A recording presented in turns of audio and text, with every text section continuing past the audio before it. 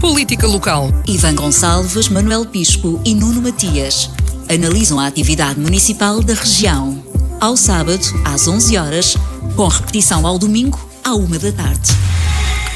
Bom dia, cá estamos então para mais um Política Local com Manuel Pisco, Presidente da Assembleia Municipal de Setúbal, eleito pela CDU, Ivan Gonçalves, Presidente da Assembleia Municipal de Almada, eleito pelo PS, e Nuno Matias, vereador em Almada, eleito pelo PSD. Cumprimento os três, bem-vindos para mais um programa. Temos dois temas em agenda, um deles, o primeiro, subdivide-se e pode dar aqui muito tempo de debate.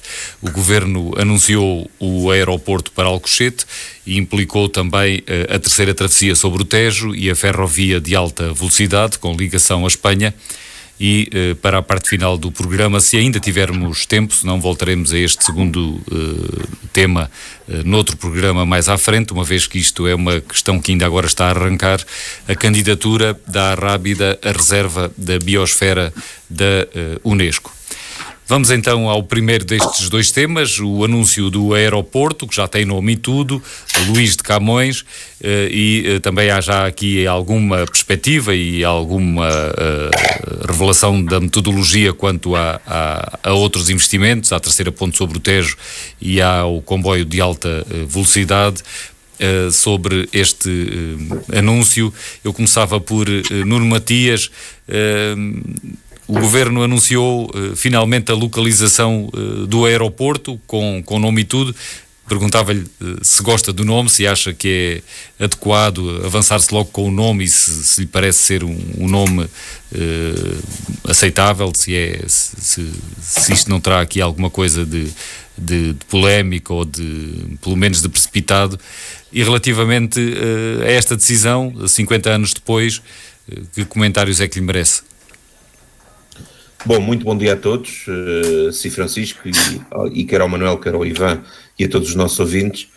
Bom, começando por aquilo que se calhar é menos relevante e estratégico, que é o nome, mas não deixa de ser um nome que me parece a mim consensual, de um poeta que nos marca, mas também de uma celebração de 500 anos que deveria ser mais efetiva e que neste momento se aproveita, juntando o útil ao agradável para também, no anúncio de uma decisão, concorde-se mais ou se discorde-se em alguma medida, mas eu até acho que genericamente, por aquilo que eu tenho visto e ouvido, acho que a esmagadora maioria da sociedade portuguesa encarou como positiva a decisão do Governo, sobretudo por duas ou três ordens de ideias. Em primeiro lugar, porque finalmente se tem uma decisão formalizada e que agora tem que ser trabalhada para ser executada.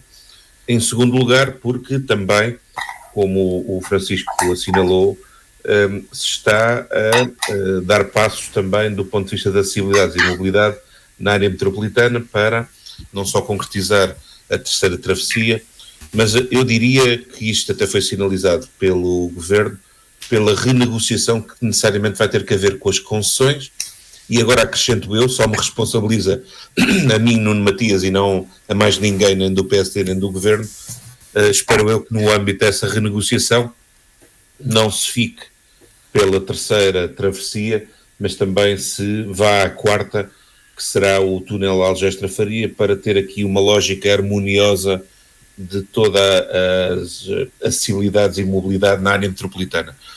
E digo isto porque na renegociação das concessões, seja da Lusoponte, seja da Aeroportos, o Governo tem aqui a oportunidade de, não tendo que onerar necessariamente o Orçamento Geral do Estado, se possa estender os prazos das concessões e responsabilizar as concessionárias para poderem fazer muitos destes investimentos, ou estes investimentos, com as condições que forem adequadas não só para a sua execução, mas também para a sua utilização equilibrada. E, portanto, eu diria que é uma boa notícia para o país, é uma boa notícia para a região, necessariamente vai acrescentar atividade económica na Península de Setúbal, necessariamente há aqui uma série de infraestruturas que vão beneficiar os seus habitantes, mas eu acho que a grande novidade é que necessariamente agora a decisão está tomada. e esperamos que os que até aqui diziam que o Montijo não podia ser, por um conjunto de razões ambientais, sociais, de prejuízo para as populações nas imediações, não transfiram agora as suas reivindicações e os seus queixumes para Alcochete, e se depois não fossem Alcochete, fossem no Rio Frio, fizessem o mesmo, e portanto nós não podemos, enquanto país, continuar de década em década atrás de problemas ou de receios de decisão. Este governo decidiu, com base em estudos técnicos e de uma comissão técnica independente que tinha sido acordada entre o PSD e o PS no anterior governo, houve esse compromisso e esse acordo nesse sentido, e anda bem o governo em respeitar essa apreciação e essa avaliação que foi técnica e foi independente. Ivan Gonçalves, por parte do Partido Socialista, já sabemos que há concordância com esta decisão. Aliás, Pedro Nuno Santos fez questão de sublinhar o trabalho do Partido Socialista para chegarmos aqui, e o que lhe perguntava era, mais do que apenas se concorda com esta localização, como é que avalia o processo, não falo dos 50 anos, porque isso já daria muito mais conversa, mas do processo agora da fase final destas últimas decisões, dos acordos, do envolvimento da Comissão Técnica, acha que foi um processo exemplar ou consegue identificar aqui falhas no que nos trouxe até aqui nos últimos 2 anos? Muito bom dia, Francisco, muito bom dia ao Manel e ao Nuno e a quem nos ouve também lá em casa. Eu acho que o primeiro facto a salientar é, de facto, existir uma decisão. E existindo uma decisão, estamos mais perto de ter um aeroporto. Não sei se podemos dizer definitivamente, quer dizer, esta não é a primeira vez em que há uma decisão, e por muitas razões, quer dizer, não vale a pena também relembrar algumas delas. A verdade é que ainda hoje não temos aeroporto e já houve decisões, algumas delas com quase 20 anos, até relativamente àquela localização, a localização que agora foi escolhida, ou pelo menos aproximada. E, portanto, temos esta decisão, isso parece-me que é positivo. Relativamente e isto vai também entroncar numa coisa que me parece óbvia, é que a escolha desta decisão, o Pedro Nuno Santos também foi dizendo, podia ter sido feita há um ano atrás, ou há mais de um ano, porque de facto fomos acabar no mesmo local onde já toda a gente estava a perceber que tinha sido, que era a melhor localização, enfim, pelo menos de acordo com aquilo que são os estudos técnicos. Mas enfim, acho que aquilo que se passou ao longo deste ano, não me parece que o grande problema deste atraso destes 50 anos tenha a ver com o que se passou ao longo deste ano, embora também me parece, acho que já todos concordamos com isso, talvez pudéssemos ter saltado esta última parte, mas a política é como é. Pedro Nuno Santos tentou que avançássemos mais rapidamente, não foi possível. A Pedro Nuno Santos não era esta, era avançar-se com o Montijo, para chegar a Alcochete, porque Alcochete vai demorar muito mais tempo. É uma diferença substancial, não é? Não sei se é uma diferença substancial, a questão é, toda a gente tinha percebido que havia uma decisão que era rápida, mas essa é a decisão de sempre. Quando Pedro Passos Coelho lança o Montijo, é por uma questão, é mais barato e mais rápido. E era feito pela ANA também, numa altura em que o país tinha menos disponibilidade económica. Porque já antes disso José Sócrates tinha dito que a melhor localização, ou o governo já tinha decidido que a melhor localização era Alcochete. Quando se avança, desculpem, para o Montijo, é na perspectiva também de ser um aeroporto mais rápido e mais barato.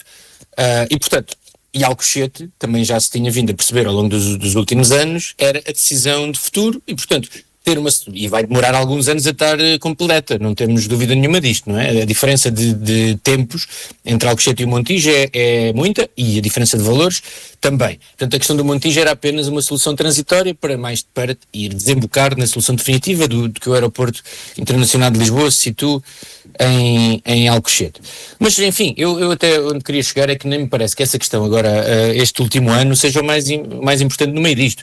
Eu até concordo com o Nuno Matias quando a dada altura o Nuno dizia que é importante agora não ir buscar os descontentamentos que existiam no Montijo para para Alcochete, porque de facto tem sido sempre isso a emperrar o processo. Eu acho que já estamos naquela fase em que é preciso construir-se o aeroporto e é preciso resolvermos este problema, que de facto foi, o problema já existia há alguns anos, foi mitigado por maus motivos, ou seja, com a pandemia pareceu que talvez não fosse tão urgente, mas a verdade é que o tráfego aéreo recuperou muito rapidamente, muito mais rapidamente do que aquilo que se esperava, e neste momento é evidente que Lisboa precisava de um aeroporto amanhã, precisava ontem, se quisermos. E portanto, quando eu dizia que o Nuno tem razão, quando nos diz que é importante agora não começar a criar artificialidades, não são artificialidades, enfim.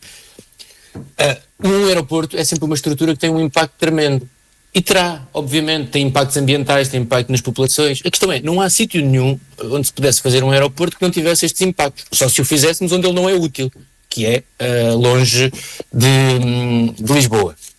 Perde a sua função como aeroporto que serve a capital. E, portanto, a partir deste momento, se os técnicos já se pronunciaram-se agora, e parece-me que já não há dúvidas no país, de que Alcochete é a solução que melhor serve Lisboa e Lisboa enquanto capital do país, acho que é preciso nesta fase avançar e depois aproveitar a boleia do aeroporto para valorizar todo o distrito.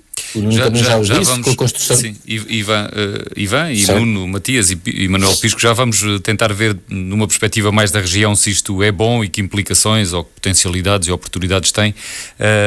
Para concluir esta primeira ronda, Manuel Pisco, sobre a decisão, o grosso da decisão, que é a localização, o que é que tem a dizer, e também lhe perguntava se podemos concluir que esta é uma decisão bastante consensual. E digo isto porquê? Porque, comparativamente com outros momentos e com outras decisões, algumas já aqui recordadas pelo Ivan Gonçalves no passado, desta vez ninguém rasgou as vestes, não há grande alarido, parece que o país, das duas uma, ou está mesmo relativamente unido quanto a esta localização, ou então já está demasiado cansado da discussão e que venha qualquer localização. Bom dia a todos. Quer dizer que já está desconfiado de tanto consenso. Já estou a tentar perceber. Pode ser um ponto de vista para olhar para isto. Mas sobre a questão que coloca, eu recordo exatamente aquilo que disse na semana passada neste programa. Foi mesmo isto, a decisão tem mérito se ela for completa. E parece que eu tenho a palavra que não fui consultado. Não sabia de nada. Nem pelo Primeiro-Ministro. Mas olha que houve aqui pessoas aqui no Distrito de Setúbal que sabiam. Já falei com autarcas que se tinham reunido com o Ministro das Infraestruturas, sim, mas, olha, e que ele lhe comunicou antecipadamente o que ia fazer, pediu sigilo e eles guardaram. Tá bem, e do seu partido. Estou-me a referir àquilo que disse na semana passada no programa, e nessa altura eu não sabia que a decisão tinha esta forma, a forma completa, digamos assim. Portanto, com o novo aeroporto de Lisboa, com a terceira travessia no Tejo e com o TGV, e depois as ligações acessórias que são fatalmente necessárias e têm que ser construídas. Bom, mas o mérito do governo é este. É que conseguiu aproveitar o momento em que podia obter o máximo denominador comum em termos de consenso, não é? Deixou os verdes a dizer que o PAN é quem arranja um motivo qualquer, tem que se arranjar sempre um motivo qualquer para dizer que há sempre um risco, e é evidente que há sempre algum risco, há riscos ambientais, uma infraestrutura esta tem sempre. É a questão do aquífero, é uma questão séria, naturalmente tem que ser bem estudado. Portanto, mas o governo tem este mérito. E tem o mérito de aproveitar a oportunidade de ter aqui um consenso fácil na sequência, fazendo aliás o que o governo anterior vinha fazendo em relação ao PSD, com um conjunto de decisões que não podiam ser contraditadas e o PSD tinha dificuldade em fazer oposição, está a usar a mesma tática agora no sentido contrário. Portanto, o PSD está a colocar questões e decisões, vai buscar umas ao programa do PS, vai buscar parte das medidas ao PS, e o PS não pode dizer que não. E portanto temos aqui uma forma do governo aproveitando. Agora, podemos pôr aspas ou não, acho que é preciso tirá-las, na prática é mesmo o governo do Centrão. Portanto, há um programa comum que vai sendo cumprido alternadamente, ora pelo PS, ora pelo PSD. E, portanto, é um momento em que se pode retirar o máximo consenso possível quando se está a retirar. O governo tem este mérito, mas já agora acrescentava-lhe mais duas medalhinhas de mérito, não é? É que se calhar não se tinha chegado até aqui se antes duas autarquias, ou o conjunto das autarquias da Península, mas com destaque para a autarquia da Moita no mandato autárquico anterior e a do Seixal, não tivessem feito o fim-capé que fizeram em não permitir aquela solução. O Presidente da Câmara do Seixal já teve a oportunidade de dizer em entrevista à Popular FM e ao Setubalense que se não fosse isso, que foi o Seixal que evitou um desastre nacional. Pronto, eu acho que dou-lhe parte desse crédito, porque se não fosse esse fim-capé, provavelmente hoje estávamos a assistir a alguns aterros ali no estuário do Tejo para fazer ali uma coisa qualquer no Montijo e o Ryanair já estaria a pensar que ia para ali voar. Não, seria isto. Bom, mas isto, quanto às decisões, são boas, completas, consensuais, não há que começar aqui a arranjar desculpas, primeiro decidi eu, depois decidiste tu, são estas. Agora, há que chamar a atenção de uma coisa. A gente não pode funcionar sempre à portuguesa. O Matias já está a falar, e a quarta ponte, a Trafaria, está bem, até a quinta ponte ali em Vila Franca, porque não? Então, não podemos entrar nisto. Porque isto já, quem tiver que parar um bocadinho para pensar, já tem que começar a perguntar como é que a gente vai fazer dinheiro. Pois são as concessões. As concessões tiram proveitos e têm a obrigação de fazer obra com os proveitos que tiram. Mas estão a repartir os proveitos públicos, que deviam ir numa primeira fase, se não fossem concessionadas, para o erário público. Portanto, já estão a repartir e dessa parte com uma faixa para os seus dividendos, os seus lucros, não é? Portanto, nós estamos a gerir meios que são públicos, são pagos pelos utentes, não é? São pagos pelo povo português nos impostos e nas taxas que pagam. Agora, não podemos estar a exigir uma atrás da outra só para ficarmos bem com o nosso vizinho lá que nos elegeu lá na nossa terra. Isso não pode ser. Agora, e também temos que nos lembrar que nenhum político ou nenhum governo fica na história por ter anunciado as melhores decisões. Só fica na história, só é lembrado se tiver executado as boas decisões.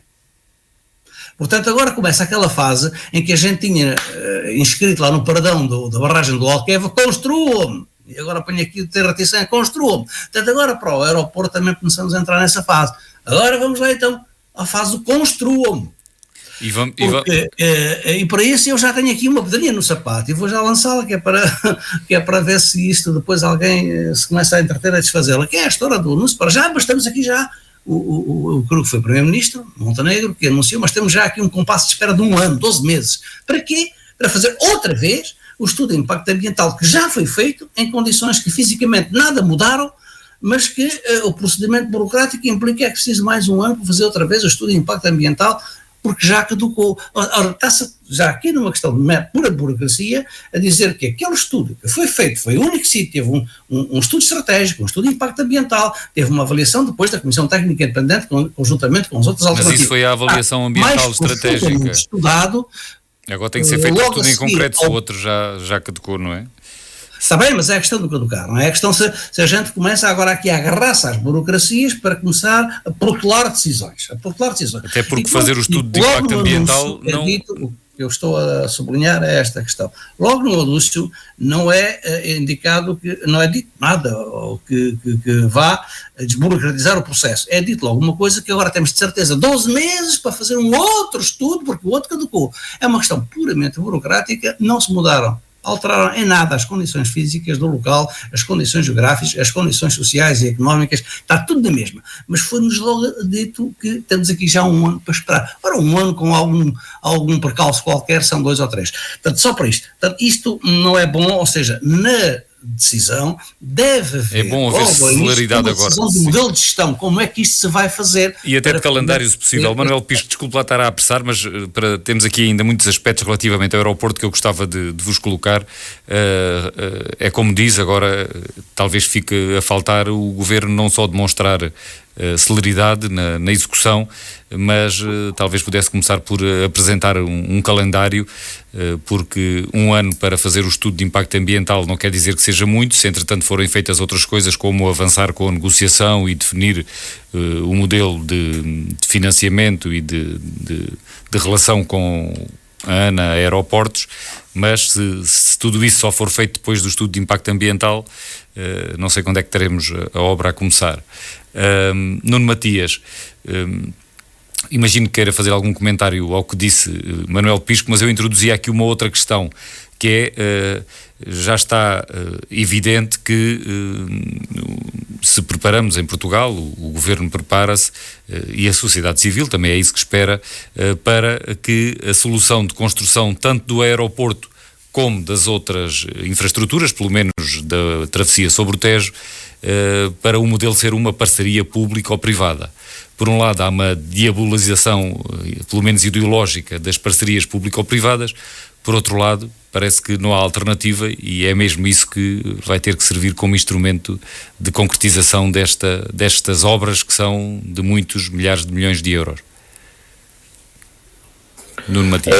Francisco, sim, não há dúvida, mas a diabolização em relação às chamadas PPPs não é em relação ao instrumento em si, mas às condições que estão subjacentes aos acordos que são firmados.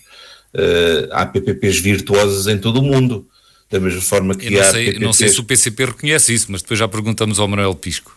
Certo, mas há certamente, e uma boa parte de investimentos feitos em outros países são feitos com modelos de PPPs, em que aquilo que é fundamental é que se preserve o interesse público e por exemplo, os problemas que nós tivemos no passado em PPPs rodoviárias resultava eminentemente que se transformou um bom instrumento numa má solução, nomeadamente quando se linkavam a estudos de tráfego que estavam manifestamente exagerados e levavam a compensações ruinosas por parte do Estado português com base nesses estudos. E, portanto, as PPPs não são más, têm é que ser bem construídos os acordos e, aliás, a Luz ao Ponto, na prática, é também uma PPP, porque é um consórcio e uma concessionária que também vai fazendo, não só a gestão, mas também vai fazendo investimentos no âmbito dessa concessão. E por isso é que eu dizia, e por isso será o meu primeiro comentário, é aquilo que o Manuel disse. Eu quando disse a chamada quarta travessia, como ele identificava, que eu não sei se é a quarta, se é a terceira, se é a quinta, até porque, ao contrário daquilo que aqui foi dito, a Vila Franca até já lá tem uma ponte, portanto, na prática esta até seria a quinta. Na realidade, aquilo que eu defendo não é para ficar bem com o meu vizinho, é para ficarmos bem estruturados do ponto de vista de acessibilidade e mobilidade, porque o que não faz muito sentido, e eu como digo e reitero, só me vincula a minha posição. É uma posição pessoal. Sei que muita gente do meu partido também me acompanha e até de outros, portanto não é essa a minha questão. E os que não acompanham compreendem que o Nuno Matias é autarca em Almada e...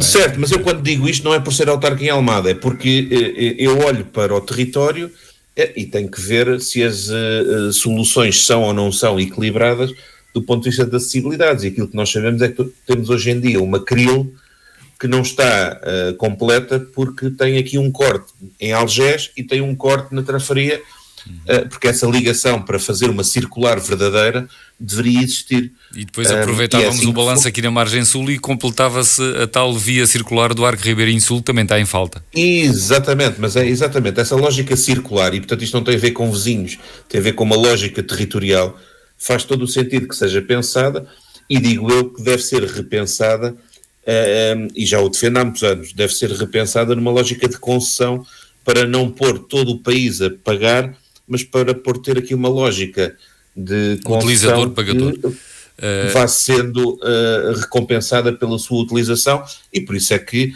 aquilo que deve ser calibrado é um prolongamento da concessão com condições que não permitam também... Nuno Matias, ia-lhe perguntar isso, e deixe-me só colocar a pergunta, porque assim responde logo em toda a sua dimensão de uma assentada. Já vimos que o Nuno Matias é favorável à solução PPP para estes investimentos de que estamos a falar, o aeroporto e a nova travessia sobre o Tejo, eventualmente até para o túnel da Trafaria também. E até onde é que está disposto a aceitar essa solução? Por exemplo, um prolongamento da concessão, um aumento das taxas, tudo isso lhe parece aceitável? Sim, eu acho que passa sobretudo pela renegociação dos prazos da concessão, tentando, penso eu também, tornar um bocadinho mais racional também a evolução dos planos tarifários, sobretudo naquilo que diga respeito às taxas aeroportuárias, porque... Era uma forma de ajudarmos os estrangeiros a pagarem o nosso aeroporto. E não é só isso, eu acho que tem havido aqui algum incremento que deve ser objeto de reflexão por parte da Aeroportos. Eu sei que está no âmbito da sua concessão, o próprio Estado vai acompanhando essas matérias, mas no âmbito da renegociação isso também deve estar subjacente, até porque, eu disse isto a semana passada e fica mais uma vez essa reflexão, ter um aeroporto na localização que tem hoje o Humberto Delgado é também uma vantagem competitiva e económica, não só para Lisboa, mas para toda a área metropolitana de Lisboa, que todos beneficiamos, porque muitos vêm aqui porque a deslocação de uma instalação desta natureza para os hotéis ou para os locais de destino é de curta duração, o que não tem grande comparação na Europa. E não tendo grande comparação na Europa, isto acrescenta esse poder de atração ao nosso território. Claro que Alcochete não é muito mais longe, mas é mais longe. E, portanto, vai retirar aqui algum poder de atração no médio e longo prazo, sobretudo quando o Humberto Delgado deixar de estar a funcionar, sendo essa a decisão de futuro. Agora, Matias, eu acho que sim. Sim, diga. Acho que já estava o essencial da resposta e eu precisava de passar muito também bem ao Ivan Gonçalves e ao Manuel Pisco sobre esta questão das PPP, para depois continuarmos ainda a falar sobre o aeroporto, porque há aqui mais aspectos. Ivan Gonçalves, também considera pacífico, natural, que se faça este investimento através das PPP e sobretudo que isso, mesmo admitindo que isso implica um aumento das concessões, e estamos a falar das concessões não só aeroportuárias, mas até das travessias sobre o Tejo. No caso da Ponte 25 de Abril já está paga e mais do que paga, como os utentes recordam tantas vezes, e continuamos a pagar por causa da Vasco da Gama. Admite agora que voltemos a continuar a pagar mais umas dezenas de anos para se construir a terceira ponte sobre o Tejo? Eu não tenho nada contra as PPPs em absoluto. Vamos lá ver uma coisa. Se nós não recorrermos a uma PPP, se o Estado se endividar para fazer uma determinada obra e se endividar no mercado, está a ir comprar, está a contrair dívida muitas vezes também, ou melhor, também a privados, na maior parte da dívida que é contraída, e portanto podem normal. Podem não ser os contribuintes a pagar se por acaso se conseguir pagar esse investimento com contas públicas equilibradas e com superávit, pode não chegar diretamente. Mas isso são sempre os contribuintes que pagam, porque depois as receitas do Estado vêm dos contribuintes. Estava a falar não serem os contribuintes a pagar, não se repercutirem em aumentos de impostos e não haver as taxas diretas que há quando se trata das tarifas das PPPs, não é? Isso é outra coisa. Ou seja, aquilo que o Francisco está a referir, parece-me a mim, é outra coisa, que são PPPs mal feitas, em prejuízo do Estado. Isso é óbvio que acho que somos todos contra. E aí não... Aliás, mesmo o próprio PCP, e desculpa também lembrar isto, que ideologicamente até pode ter algumas posições contra as PPPs, pelo facto de muitas vezes as PPPs darem um papel aos privados na gestão depois dos equipamentos, na qual o PCP não se revê, e em alguns deles eu também tendo a achar que devem estar, que a gestão deve ser pública, mas mesmo o próprio PCP nas autarquias muitas vezes faz parcerias público-privadas, maiores, mais pequenas, isso é normal, faz parte da gestão de qualquer entidade pública no mundo em que nós vivemos. Podemos dizer, podemos sonhar que existisse um mundo diferente, utopicamente, em que não fosse assim. Não é isso que se passa. No mundo em que nós vivemos tem sempre que existir alguma parceria entre as entidades públicas e os privados. Não quer dizer que depois sejam os privados a gerir aquilo que é público, atenção. E obviamente, isso depois era preciso encontrar um modelo que satisfaça a todos. Mas aqui em concreto, até onde é que admitir? O que é que acha que nós poderíamos conceder? Há uma coisa que é certa, é que a ANA já tinha contratualmente, pelo aquilo que sabemos, embora há uma boa parte do contrato que não sabemos, mas sabemos que a ANA já tem uma obrigação de pagar o aeroporto. Isso sim, é do domínio público. Agora não sabemos o quanto e nessa medida até onde é que poderá ir agora uma extensão da concessão ou outros benefícios concedidos à ANA. E por outro lado também relativamente à nova travessia sobre o Tejo, penso que aquilo que se perspectiva é haver uma extensão do pagamento na 25 de Abril e na Vasco da Gama, imagino. Aquilo que me preocupa mais na relação que o Estado tem com a ANA não é propriamente a questão da concessão nesta fase, é a forma como a ANA foi privatizada, e essa sim foi lesiva para o Estado português e extensão para os contribuintes. Isso preocupa-me muito mais. E o facto da ANA não cumprir com aquilo que são os seus compromissos, como se vê até na questão da expansão do aeroporto Humberto Delgado e da manutenção do aeroporto Humberto Delgado. Isso eu acho que é preocupante. Quanto à forma como vamos fazer essa gestão, eu também não acho, quer dizer, obviamente estas infraestruturas têm interesse nacional, mas obviamente têm mais interesse para quem está mais próximo, não é? E, portanto, acho normal que um contribuinte da zona da área metropolitana de Lisboa seja chamado a contribuir com uma verba superior do que um contribuinte de Macedo de Cavaleiros. Mas isto é preciso encontrar um equilíbrio, obviamente, porque obviamente esta estrutura não vai beneficiar apenas quem mora perto do aeroporto, da Nova Ponte, ou o que seja. Tem um interesse nacional e tem um interesse que se repercute em muitos setores. Portanto, percebo a pergunta do Francisco, acho que é preciso encontrar um modelo no qual o Estado não seja prejudicado, Ivan, mas também não... Mas deixe-me só... Mas não me parece que seja execuível, não me parece, mesmo que seja execuível, conhecendo minimamente as contas do Estado português, que o Estado agora contraia dívida no valor de vários mil milhões de euros, que é o que estamos aqui a falar, e que depois assegure que todas estas infraestruturas não terão custo nenhum para o utilizador e que são pagas à cabeça pelo Estado. Não acho que seja execuível. O Ivan Gonçalves percebeu a pergunta e eu nem fiz a pergunta em toda a sua envolvência. Vou agora procurar afinar um pouco mais. Até fica também válido para o Manuel Pisco e para depois o Nuno Matias, se quiser dar mais uma chega, até porque o Nuno Matias esqueceu-se, no que diz respeito à questão do utilizador-pagador, de referir a sua querida exceção para os residentes no Concelho de Almada. Não me esqueci, não. Quando quiser eu falo sobre isso. Está bem, estou a brincar. Ivan Gonçalves, o que lhe ia perguntar era, relativamente ao desenho da concessão para a nova travessia sobre o Tejo, acha mais desejável que esse concurso inclua as outras duas pontes? Ou acha, tendo em conta que uma delas já está mais do que paga e a outra está quase e já assenta nas duas, que deveria ser feito um concurso para esta terceira, independente das outras duas, ou seja, ser a nova concessão a pagar-se a si mesma e não a ir também estribar-se nas duas que já existem, nas duas pontes que já existem. Até porque a nova ponte tem uma outra fonte de receita, tem outra valência, que é o comboio de alta velocidade, que com certeza também pode remunerar o investimento e a amortização do investimento, portanto a infraestrutura. Acha que podem ser qualquer um destes dois cenários ou, por alguma questão de princípio, só um deles? Não, eu acho que pode ser qualquer um dos dois cenários. Tinha que os estudar com dados que eu não tenho neste momento e, portanto, não sei. Depende dos números em concreto e das propostas em concreto para cada um deles, não é? O que estamos a falar é da forma de financiar. Tenho muitas dúvidas. Aquilo que o Francisco diz é verdade. Os comboios também passarão, também se poderão cobrar taxas, mas quer dizer, a ponte não vai dar lucro. Isso não vai dar lucro por si só.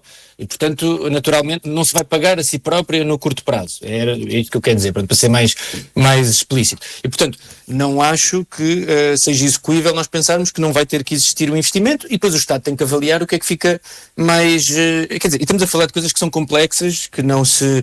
que vão para além desta discussão, porque, por exemplo, se o Estado pode se endividar, o custo total rondará os 8 mil milhões, 9 mil milhões, direi eu, das duas coisas em conjunto. Quer dizer, eu também não sei o custo que isto tem na degradação da dívida pública, no aumento dos juros, e depois podemos chegar a uma conclusão que fica mais caro do que fazer uma parceria público-privada. Não sei, isto é obviamente, estas coisas não se fazem de papel e lápis, como se estivéssemos numa mercearia. Isto envolve, obviamente, estudos aprofundados. O que eu queria era dizer outra coisa também, porque me parece que estamos aqui a sobrevalorizar. Para já, que é sobre a questão do túnel.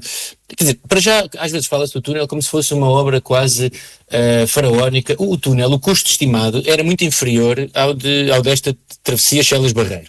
A travessia Chelas-Barreiro tem uma vantagem, que é a questão ferroviária. Mas não tem muito mais vantagens, para além destas, para aquilo que é em relação ao túnel. Tem a questão ferroviária, porque é preciso fazer a ligação... Mas a questão ferroviária é decisiva. Agora toda a gente compreende que não vale a pena estarmos a fazer uma ponte, já em primeiro lugar uma primeira, sem resolver o problema da alta velocidade entre o Tejo. A questão ferroviária, sim. Essa é a grande questão da ponte Chelas-Barreiro. Mas se nós olharmos para os números e para aquilo que é a utilidade das populações que vai servir do ponto de vista rodoviário, não só na forma de retirar carros do centro de Lisboa, porque um dos traçados vai desembocar em Chelas e o outro vai desembocar lá para Oeiras ou para Belém, e até está para se saber o que é que depois na margem norte se pensa sobre entrarem mais carros, aliás, todos sabemos o que é que se pensa, entrarem mais carros por Chelas, e há muita gente, nomeadamente autarcas na margem norte, que acham que isso não é a solução, daí a questão até que se fala, que não está absolutamente excluída da ponte ser apenas ferroviária, e que faz também com que teria um custo inferior. E depois é preciso dizer o seguinte, é que a zona do Arco Ribeirinho Sul, que está a ter maior crescimento demográfico, ou uma das que está a ter maior crescimento demográfico, é mesmo a zona ocidental do Concelho de Almada. No Concelho de Almada moram quase 200 mil pessoas, no Seixal moram quase 200 mil pessoas. No Concelho de Sesimbra são mais uns milhares. Portanto, estamos a falar, grosso modo, ou de quase 450 mil pessoas. Com certeza que a Ponte Chelas-Barreiro não chega a tanta gente, porque nós podíamos somar os concelhos todos de Barreiro, Moita, Palmela, Setúbal, Ivan Gonçalves, e não sem chegamos querer que a sequer. conversa fique aqui só também pode ser um argumento ao contrário, não é? Porque uma ponte no outro lado ajuda a dispersar um pouco mais essa tendência de concentração sobre o litoral, e além disso temos as questões das alterações climáticas e, como você sabe, essa zona do território que está a falar, mais ocidental, tanto de Almada como de Oeiras, relativamente a Lisboa, são aquelas que estão na primeira linha das ameaças da subida dos mares e das alterações climáticas, e falta saber se estamos a subcarregar a orla costeira também com mais como se viu na questão do Montijo, isso também não é assim tão linear, porque como se viu na questão nós podemos ir para os Capuchos e com certeza será menos afetado pela subida do nível do mar do que o Barreiro.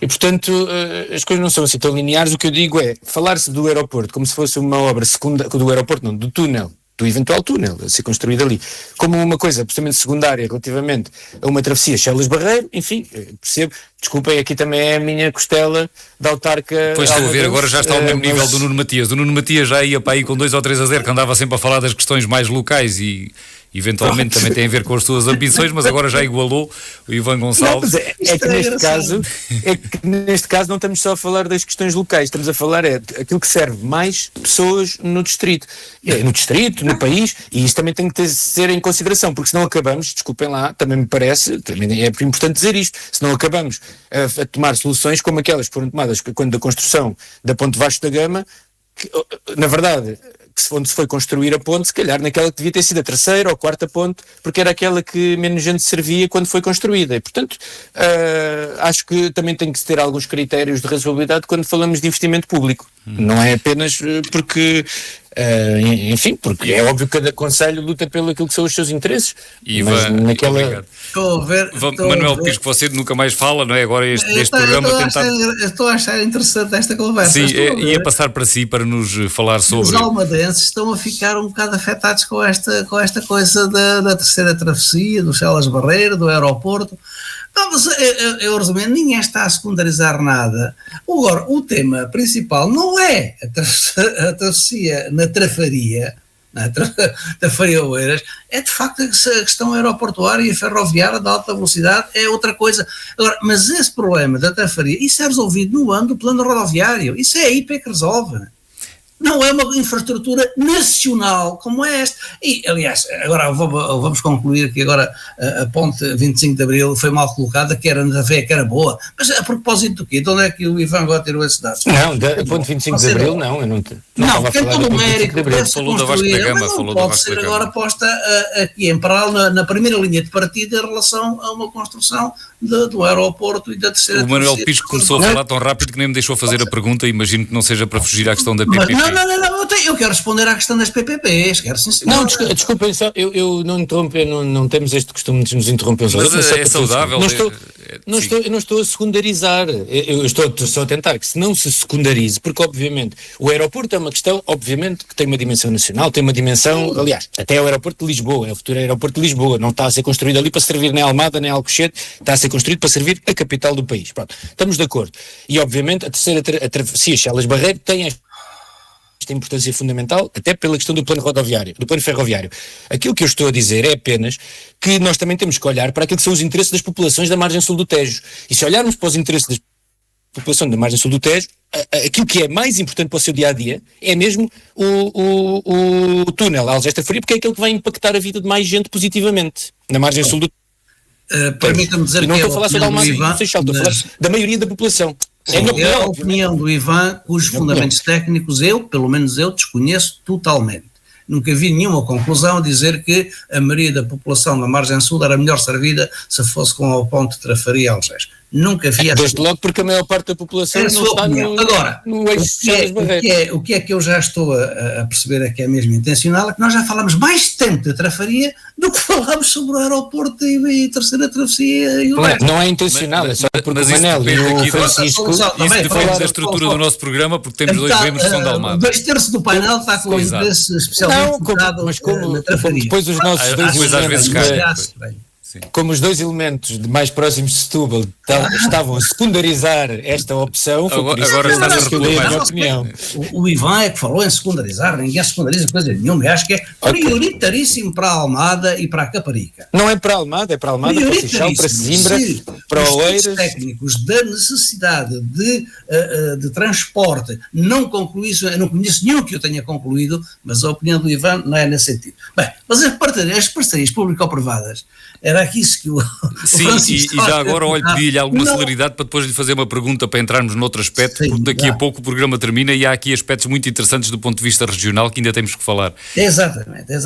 Ora, essa questão, as parcerias são questões de engenharia financeira e nós não temos aqui os dados para estar aqui de ânimo leve a dizer isto é melhor, aquilo é pior, etc. E depois, porque a forma como elas depois são geridas é que se vai ver se elas são de facto uma parceria que tenha ganhos para o interesse público ou tenha mais ganhos para o interesse privado. Mas há aqui uns aspectos gerais que o Manuel Pisco pode já responder sim ou não. Admite que possa ser admito tudo e mais interessante para o país e vê outra alternativa para se fazer este investimento em Portugal, por exemplo? Ouça, eu não sou especialista financeiro para dar aqui uma opinião já feita sem dados nenhuns, não é? Porque nós não temos dados, eu não sei quais são os números desta coisa e portanto estar aqui a dizer uma coisa por parecer mais ou menos clubístico, o meu clube acha que isto é bom, isto é mau, o que eu lhe digo é que uma parceria, qualquer parceria, mesmo as públicas ou privadas, e se quiser eu vou-lhe já agora aqui sair dos chavões, podem ser virtuosas e podem ser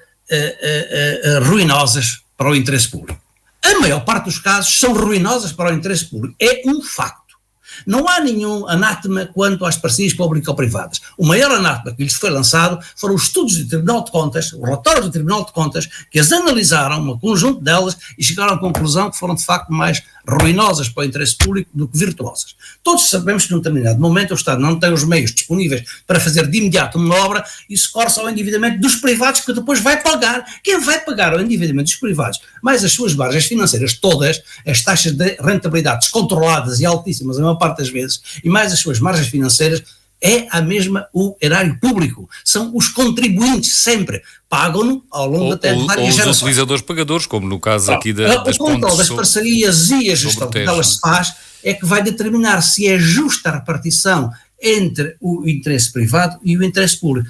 Se elas são público ou privadas com benefício para o interesse público, a maior parte dos casos não são. Uma coisa nós sabemos que elas são sempre.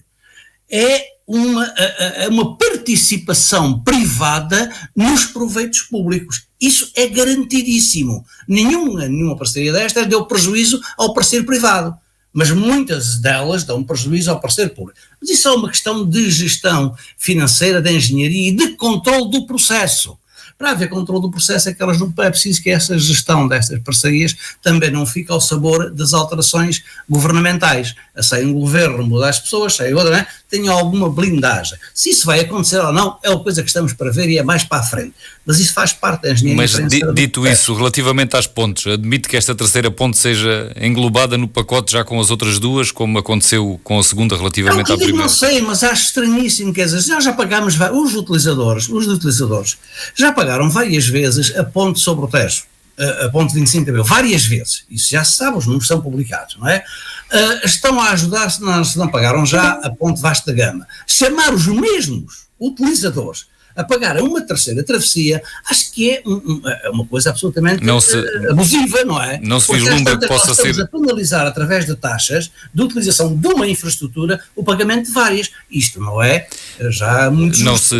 Não se vislumbra que seja possível ser feito um concurso só para a nova ponte e ser a nova ponte a pagar-se a si mesma, libertando as outras para eventualmente um dia não serem taxadas ou serem taxadas a valores mais baixos, precisamente porque, tal como foi usado esse argumento da primeira vez para a segunda ponte também deve ser usado agora, que é se uma das pontes ficar mais barata ou se passar a ser de passagem gratuita, vai provocar uma fuga de clientes, digamos assim, de utilizadores de umas pontes para as outras, e portanto não vai, isso não esse foi o argumento usado. Andar dezenas de quilómetros para pagar... Mas foi o argumento usado, com certeza, como bem se lembra. Mas deixe-me só dizer uma coisa para eu não ficar aqui com uma... Muito rapidamente, que eu ia lhe fazer uma segunda pergunta para iniciar uma nova ronda, sim. É por aqui a tónica numa coisa que eu disse. Os governos ou os dirigentes políticos, os políticos não ficam na história por aquilo que decidem, ficam na história por aquilo que fazem. Essa já tinha dito há bocado. Essa já tinha dito e quero sublinhá-la. Bom. Porque uma coisa que a mim me chamou muito a atenção, eu digo assim, desta vez o governo agora está a compensar este arranque com a pedalada em falso, porque preparou as coisas como deve ser. A seguir ao anúncio do governo vem um comunicado da ANA e diz que estamos inteiramente de acordo com a solução do governo. Quando há uma semana ou duas atrás, a gente via os administradores da ANA a dizer que isto era impossível, só podia ser algo certo. Ora bem, 3 ou 2 ou 3 dias depois, vem-se a saber que um administrador, salvo o presidente da ANA, num circuito mais privado, diz: calma lá com essa coisa, o que vai haver, de certeza, é o aumento da Portela. Esse a gente vai aumentar, o resto se vai acontecer ou não, isso depois não se sabe. Bom, isto é público também, não é? Não foi ninguém, não estou em segredo. Isto faz pensar que o importante é o que é que se vai conseguir executar. E, portanto, que se começa agora ao governo a dizer as formas de execução para elas também poderem ser consensualizadas, isso é que era o importante. E também é importante olharmos aqui para a nossa região. Vamos fazê-lo agora, não apenas na perspectiva de saber se o aeroporto pode ser bom, já falámos disso aqui várias vezes, mas tentar ir mais em concreto àquele que deve ser o caderno de encargos da região para este tipo de investimentos que vão ser aqui feitos, que têm também custos para a nossa região. O que é que acham que deve ser apresentado como caderno de encargos? Os autarcas já falaram de algumas coisas, o autarca de Alcochete já falou que é preciso um novo acesso rodoviário à Ponte Vasco da Gama, é preciso completar a extensão do metro de superfície até Alcochete, portanto completar o Arco Ribeirinhos, partindo do princípio que já vai chegar à Costa da Caparica. O presidente da Câmara Municipal de Palmela fala também de uma coisa que já há muitos anos que vem alertando, e essa não ganhou ainda grande tração, que é a necessidade de desviar o trânsito do centro da Vila de Pinhal Novo, que é completamente partida pela passagem da Estrada Nacional 252. A vila precisa de variantes e isso não tem avançado nada. Deste género de coisas, o que é que se afigura como não podendo ficar de fora e que é necessário alertar? Manuel Pisco, começava por si. Olha, deixa-me lá dar-lhe uma resposta contundente. Eu, neste momento, fechava o caderno reivindicativo. Passava a folha, não é legítimo estar agora a acumular mais túneis de tarfaria em cima de umas decisões deste tipo. Não, estas coisas todas, as pequenas, quer dizer, a gente está a falar de coisas destas, nem sequer aquela ligação. Mas fechava em que sentido? Não apresentava reivindicações nenhumas ou fechava a estas 3 que eu referi? Não percebi o seu fechava ao caderno. Não, acho que isso é absolutamente secundário e não deve ser começado a ser trazido para cima da mesa como condicionantes disto, condicionantes daquilo, porque isso só dá desculpas para arrastamentos. Essa agora nem parece uma posição de um comunista. Não é o momento de estar a acumular pequenas reivindicações locais para, enfim, retirar energia àquilo que é o essencial. Se esta obra anunciada, se este projeto anunciado não arranca mantendo os consensos, é muito mau. E todas essas pequenas reivindicações locais servem para distrair e desconcentrar energias desta questão principal. Por daqui a meio dúzia de anos estamos todos a discutir uma data de coisas laterais que não interessam a ninguém. Porque as principais não se fazem, as secundárias também não. As secundárias vêm por arrasto. Se as principais forem feitas, as secundárias, se vier ao aeroporto, muita coisa mais que a gente não está a pensar vai ser feita. Se vier a terceira travessia no Tejo, com a ligação ao aeroporto e com a ferrovia, muitíssima coisa mais vai ser feita na margem Manuel sul, Pisco, deixe-me ouvir já também o Nuno Matias e o Ivan Gonçalves, e ainda há aqui uma outra questão que eu também gostava de termos uma última ronda. Nuno Matias, também concorda que o que é preciso é garantir estas âncoras, que o resto virá por arrastamento, ou acha que precisamos de assinalar aqui 2 ou 3 bandeiras para ninguém se esquecer? Sem contar com eu a acho Faria, que desse já falou, não é? Vamos lá ver, eu concordo que necessariamente agora tem que se definir o caderno de encargos central para garantir que a obra avança, ou que o conjunto das obras estratégicas e centrais avançam. Mas eu, quando dava a nota do túnel de Jastra Faria, tem a ver com, uma vez que se vai renegociar as concessões, quer da ANA Aeroportos, quer da Lusoponte, faz sentido então que se pense a médio e longo prazo e de forma estratégica. Não faz sentido estarmos agora numa renegociação central, e isto envolve tudo, que vai desde as obras até aos planos tarifários, onde se inclui aquela questão que eu já tenho vindo a falar sobre discriminações positivas para os habitantes da Península de Setúbal, uma vez que não têm alternativas. E, portanto, não são questões, permitam-me discordar do Manel, pequenas reivindicações locais, são lógicas estratégicas num processo de concessão que vai ser renegociado, e se vai ser renegociado é importante que contemple aquilo que se entende como estratégico. Dito isto não significa que, como é óbvio, o Francisco estava a falar aí na variante no Pinhal Novo. Eu percebo a lógica, necessariamente tudo aquilo que há à volta da área que vai ter aqui um investimento estratégico desta magnitude e com esta escala, necessariamente vai ter que ser readaptado, porque vai nascer aqui uma rede de pressão sobre os territórios envolventes que tem que ter respostas. E aí concordo com o Manuel, como é óbvio, não vamos agora conseguir identificar tudo, nem vamos fazer disto agora aqui um caderno reivindicativo extensíssimo que depois não é execuível. Acho é que necessariamente tem que estar em cima da mesa aquilo que são intervenções estratégicas, e uma delas é necessariamente os acessos, outra é necessariamente as ligações por transporte. O Governo também andou bem a ir buscar novamente a ligação TGV a Madrid, por um motivo simples, independentemente agora do modelo de financiamento e como vai ser construído, é fundamental que Portugal não esteja fora da rede europeia de alta velocidade, que era algo que estaria, para não perder mesmo com uma ligação a Vigo, era algo que estaria. Nuno Matias, deixe-me acelerar, te peço desculpa, mas creio que já ficou clara a sua ideia. Ivan Gonçalves, sobre esta matéria, devemos ter um caderno reivindicativo ou não há pressa, como diz o Manuel Pisco? Parece-me que o caderno reivindicativo foi estabelecido pelo anterior governo já há alguns meses, ou há cerca de um ano. Está a falar do projeto Arco Ribeirinho Sul. Claro, quando o governo do Partido Socialista fez um Conselho de Ministros aqui no Distrito e anunciou uma série de desenvolvimentos relativamente às infraestruturas do Distrito, nomeadamente a expansão do Metro Sul do Tejo, para juntar às outras, aquela travessia mais pequena, Seixal, as pontes Barreiro, do Barreiro Seixal e Barreiro Montijo, e também o cais na Moita. Nunca mais se falou do cais fluvial na Moita para os barcos para Lisboa. Está tudo estabelecido, ou seja, o que é preciso, eu aqui concordo com o Manuel Pisco numa questão, que é, não vale a pena discutir muito mais. Aquilo que é preciso que o Governo é que concretize aquilo que já estava em andamento. É isso que é preciso, parece. E então aproveito e começo pelo Ivan Gonçalves, que foi tão económico no tempo agora nesta última parte, pelo menos, para uma última pergunta e eventualmente uma última ronda, já admitindo que deixamos a questão da candidatura da Arrábida à Biosfera para um próximo programa. Estes investimentos todos assim, de uma assentada, há muito no país que pensa agora de repente ficamos megalómanos.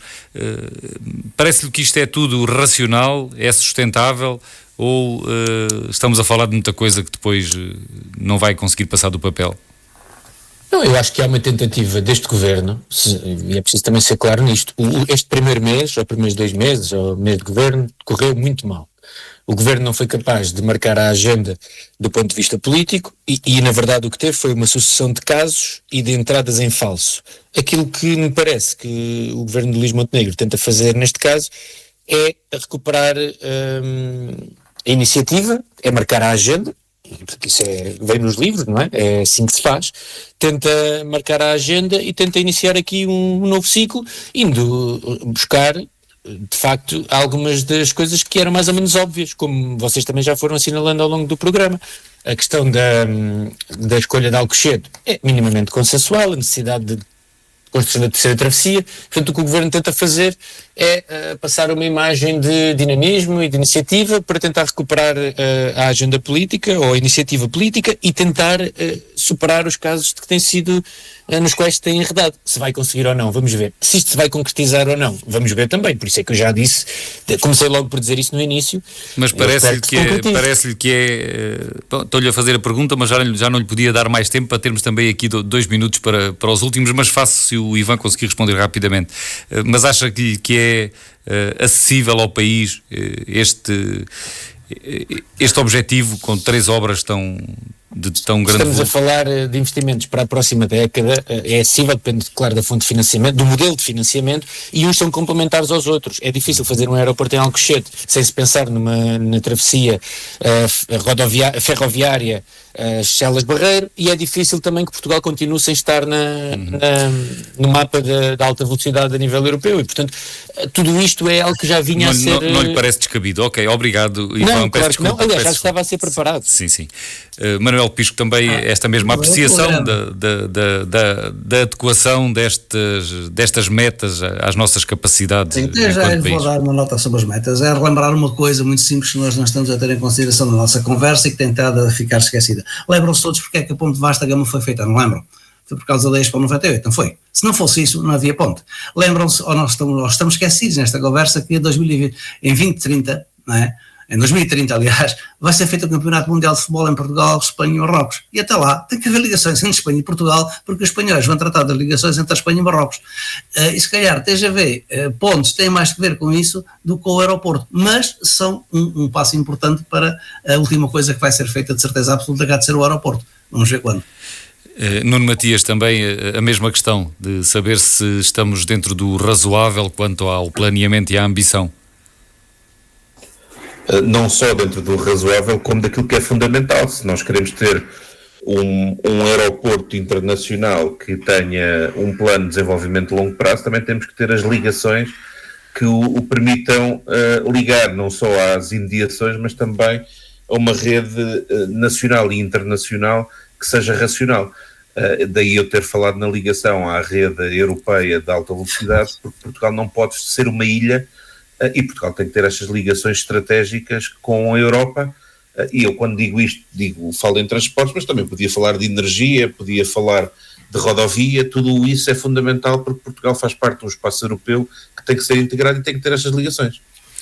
Fomos todos muito poupados no tempo agora nesta última questão, de maneira que ainda ficámos aqui com 1 minuto e qualquer coisa, e eu aproveitava para fazer mais uma pergunta quase de sim ou não, embora a resposta seja óbvia. O Primeiro-Ministro Luís Montenegro diz que estes investimentos vão dotar o Arco Ribeirinho Sul de uma nova realidade, vão tornar o Arco Ribeirinho Sul uma zona do país com uma nova centralidade. Isto é evidente, não é, Nuno Matias? Claro que é evidente. Tudo aquilo que vai nascer à volta do aeroporto e no próprio aeroporto é atividade económica que vai beneficiar o território, seja no emprego, seja nos níveis de crescimento económico.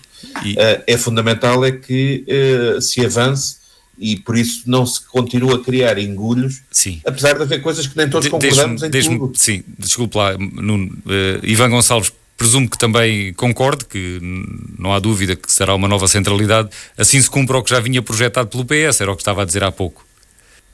Ivan Gonçalves está com o microfone desligado, não sei se está a falar. Dizia que é preciso que se faça, e já estamos todos vacinados, e aí todos os governos têm tido governos, autarquias, têm a sua cota de responsabilidade. O que é preciso neste momento é que se faça. E estamos mesmo quase com a ligação a cair, não só o programa a terminar. Ivan, Manuel Pisco quer dizer também alguma coisa sobre este último aspecto?